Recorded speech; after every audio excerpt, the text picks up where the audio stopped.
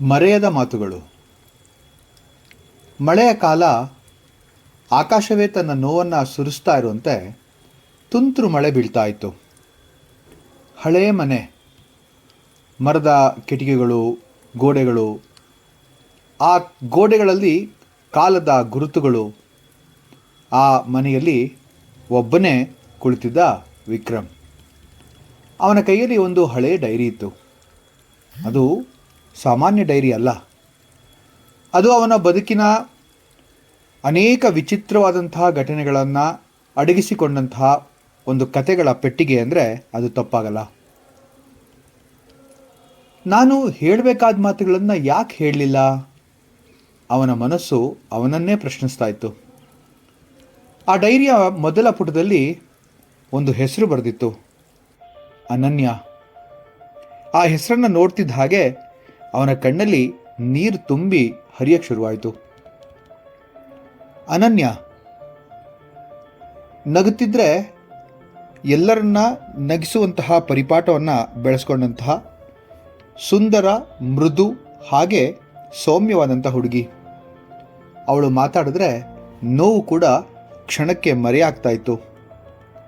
ವಿಕ್ರಮ್ ಮತ್ತು ಅನನ್ಯ college friends. ಮೊದಲು ಸ್ನೇಹ, ನಂತರ ಅವನ ಹೃದಯದಲ್ಲಿ ಮೂಡಿದಂತಹ ಮೌನ ಪ್ರೀತಿ. ಆದರೆ ಅವನು ಎಂದಿಗೂ ಅದನ್ನು ಅವಳ ಹತ್ರ ಹೇಳಲಿಲ್ಲ. ಇದೀಗ ಬೇಡ, ಮುಂದೆ ಹೇಳ್ತೀನಿ ಅಂತ ಅವನು ತಳ್ತಾನೇ ಬಂದ. ಒಂದಿನ ಅನನ್ಯ ಕೇಳಿದ್ಲು, ವಿಕ್ರಮ್, ನಿನಗೆ ಏನಾದರೂ ಹೇಳಬೇಕು ಅನ್ನಿಸ್ತಾ ಇದೆಯಾ?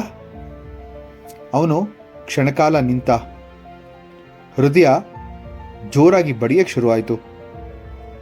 ಆದರೆ ಅವನ ಬಾಯಿಂದ ಮಾತ್ರ ಆ ಮಾತುಗಳು ಬರಲೇ ಇಲ್ಲ. ಅವನು ಇಲ್ಲ, ಏನೂ ಇಲ್ಲ ಅಂಥೇಳಿ ನಕ್ಬಿಟ್ಟ. ಆ ಕ್ಷಣದಲ್ಲಿ ಅವನು ತನ್ನ ಜೀವನದಲ್ಲಿ ಮಾಡಿದಂತಹ ದೊಡ್ಡ ತಪ್ಪು ಅದಾಗಿತ್ತು. ಕೆಲವು ತಿಂಗಳ ನಂತರ ಅನನ್ಯ ತನ್ನ ಮದುವೆಯ ವಿಷಯವನ್ನು ವಿಕ್ರಮ್ ಹತ್ರ ಹೇಳಿದ್ಲು. ಮದುವೆ ಅನ್ನುವಂತಹ ಶಬ್ದ ಕೇಳಿದ ತಕ್ಷಣ ವಿಕ್ರಮ್ಗೆ ಸಿಡಿಲು ಬಡ್ದಾಗಾಯಿತು. ಆದರೆ ಅವನು ಏನು ಮುಂದೆ ಮಾತಾಡದಲೇ ತನ್ನ ನೋವನ್ನು ತನ್ನ ಹೃದಯದಲ್ಲೇ ಅದುಮಿಟ್ಟು ಮುಗುಳ್ನಕ್ಕು, ಕಂಗ್ರ್ಯಾಚುಲೇಷನ್ಸ್ ಅನನ್ಯ, ಯಾರು ಹುಡುಗ ಅಂತ ಕೂಡ ಕೇಳ್ದ. ಅವಳು ನಗ್ತಲೇ ಹೇಳಿದ್ಲು. ಆ ಒಂದು ನಗುವಿನ ಹಿಂದೆ ಕೂಡ ಒಂದು ಪ್ರಶ್ನೆ ಇತ್ತು ಅಂತ ಅನಿಸುತ್ತೆ. ಅವಳು ಹೇಳಿದ್ಲು, ನಮ್ಮ ತಂದೆ ತಾಯಿ ನೋಡಿರುವಂತಹ ಹುಡುಗ. ಅವನು ಅಮೆರಿಕದಲ್ಲಿ ಸಾಫ್ಟ್ವೇರ್ ಇಂಜಿನಿಯರ್ ಆಗಿದ್ದಾನೆ. ಅವನು ಈಗ ರಜಕ್ಕೆ ಅಂತ ಇಲ್ಲಿಗೆ ಬಂದಿದ್ದಾನೆ.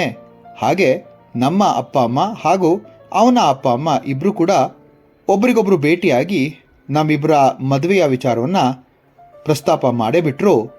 ಗಳಿಗೆ ಕೂಡು ಬಂತು ಅನಿಸುತ್ತೆ ವಿಕ್ರಮ್. ಇಬ್ಬರ ಮನೆತನ, ಪರಿಚಯ ಮತ್ತು ಮನೆಯೆಲ್ಲರೂ ಕೂಡ ಒಪ್ಪದಾದ್ಮೇಲೆ ನಮ್ಮಿಬ್ಬರ ಮದುವೆ ನಿಶ್ಚಯ ಆಯಿತು. ವಿಕ್ರಮ್ ಸಹಜವಾಗೇ ನಿಂತಿದ್ದ. ಅವಳು ನಗ್ತಲೇ ಇದ್ಲು. ಆದರೆ ಆ ನಗುವಿನ ಹಿಂದೆ ಒಂದು ಪ್ರಶ್ನೆ ಕಾಡ್ತಾನೆ ಇತ್ತು. ವಿಕ್ರಮ್, ನೀನು ನನಗೆ ಏನಾದರೂ ಹೇಳಬೇಕು ಅಂತ ಇದೆಯಾ ಅನ್ನುವಂಥ ಪ್ರಶ್ನೆ. ವಿಕ್ರಮ್ ಮೌನಕ್ಕೆ ಶರಣಾಗೋಗಿದ್ದ. ಅವನ ಹೃದಯ ಮಾತ್ರ ಜೋರಾಗಿ ಕಿರಿಸ್ತಾ ಇತ್ತು. ಹೇಳು, ಈಗಲಾದರೂ ಹೇಳ್ಬಿಡು ಅಂತ ಹೇಳಿ. ಆದರೆ ವಿಕ್ರಮ್ ಒಬ್ಬ ಸಭ್ಯನಾಗಿ, ಒಬ್ಬ ಸ್ನೇಹಿತನಾಗಿ ಅದನ್ನೆಲ್ಲ ತಡೆದು ಕೂತ್ಕೊಂಡ. ಆದರೆ ಅವನ ತುಟಿಗಳು, ಅವನ ಮೌನಕ್ಕೆ ಜಾರಿದಂತಹ ಹೃದಯ ಮತ್ತು ಮಾತೇ ಇಲ್ಲದೆ ಇರುವಂತಹ ಸ್ಥಿತಿಯನ್ನು ನೋಡಿ ಅನನ್ಯ ಅಲ್ಲಿಂದ ಎದ್ದು ಹೊರಟೋದ್ಲು. ಮರ್ಯಾದ ಮಾತುಗಳು ಎಂದಿಗೂ ಕೂಡ ಮತ್ತೆ ಮರುಕಳಿಸಲೇ ಇಲ್ಲ ಅಂತ ಅನ್ಸುತ್ತೆ. ಹೀಗೆ ಮದುವೆ ದಿನ ಬಂತು. ಆ ಮದುವೆಯಲ್ಲಿ ಸಂಭ್ರಮವೋ ಸಂಭ್ರಮ. ಮದುವೆಯ ಮಂಟಪ ಕಳಕಳೆಯಾಗಿ ಎಲ್ಲ ಬಂಧು ಬಳಗಗಳಿಂದ ತುಂಬಿ ತುಳುಕಾಡ್ತಿತ್ತು. ಹಾಸ್ಯ, ಗದ್ದಲ, ಸಂಭ್ರಮ ಎಲ್ಲ ಕೂಡ ಅಲ್ಲಿ ಮನೆ ಮಾಡಿತ್ತು. ಆ ಸಂಭ್ರಮದ ಮಧ್ಯೆ ಒಂದು ಮೂಲೆಯಲ್ಲಿ ನಿಂತಿದ್ದ ವಿಕ್ರಮ್. ಅನನ್ಯ ವಧುವಾಗಿ ಕುಳಿತಿದ್ಲು. ಅವಳು ಎಲ್ಲ ಒಂದು ಮದುವೆಯ ಸಮಾರಂಭವನ್ನು ತನ್ನ ಹೃದಯದ ಅಂತರಾಳದಿಂದ ಅವಳು ತುಂಬನೇ ಖುಷಿಪಟ್ಟು ಆ ಮದುವೆನ ಮಾಡ್ಕೊತಿದ್ಲು ಅಂತ ಅನಿಸ್ತಿತ್ತು. ಆದರೆ ಒಮ್ಮೊಮ್ಮೆ ಮಾತ್ರ ಆ ವಿಕ್ರಮ್ ನಿಂತಿದ್ದಂತಹ ಮೂಲೆ ಕಡೆಗೆ ಅವಳ ಕಣ್ಣು ಹರಿತಾ ಇತ್ತು. ವಿಕ್ರಮನ್ನ ಅವಳು ನೋಡಿದಾಗ ಅವಳ ಒಂದು ಆ ಸಂಭ್ರಮಕ್ಕೆ ಒಂದು ಅಡೆ ಬರ್ತಾ ಇತ್ತು. ಅವನ ಕಣ್ಣುಗಳಲ್ಲಿ ಮಾತುಗಳಿದ್ವು, ಆದರೆ ಅವನು ಮತ್ತೆ ಮೌನಕ್ಕೆ ಜಾರಿದ್ದ. ಅವಳು ನಿಧಾನವಾಗಿ ತಲೆಯನ್ನ ತಿರುಗಿಸಿಕೊಂಡ್ಲು.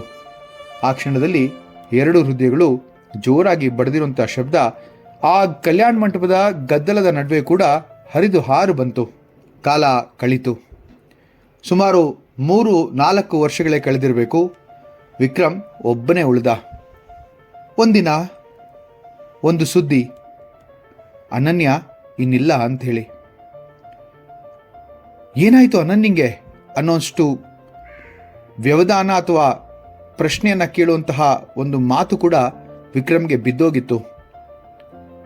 ಆದರೂ ಕೂಡ ಧೈರ್ಯ ಮಾಡಿ ಆ ಸುದ್ದಿಯನ್ನು ತಂದಂತಹ ಅನನ್ಯ ಅವಳ ಚಿಕ್ಕಪ್ಪನ್ನ ಕೇಳೇ ಬಿಟ್ಟ. ಏನಾಗಿತ್ತು ಅನನ್ಯಾಗೆ? ಆಗ ಚಿಕ್ಕಪ್ಪ ಹೇಳಿದಂತಹ ಮಾತು ಸಿಡಿಲು ಬಡದಾಗಿತ್ತು.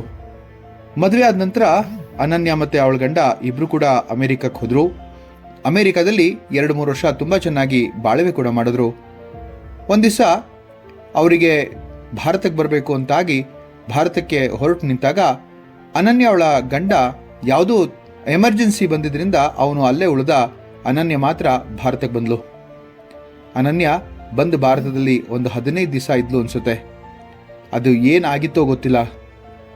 ಅವಳ ಒಂದು ಅನಾರೋಗ್ಯ ಎಷ್ಟು ಹದಗೆಡ್ತು ಅಂತಂದರೆ ಕೊನೆಗೆ ಅವಳು ಅವಳ ಜೀವವನ್ನೇ ಕಳ್ಕೋಬೇಕಾಯಿತು.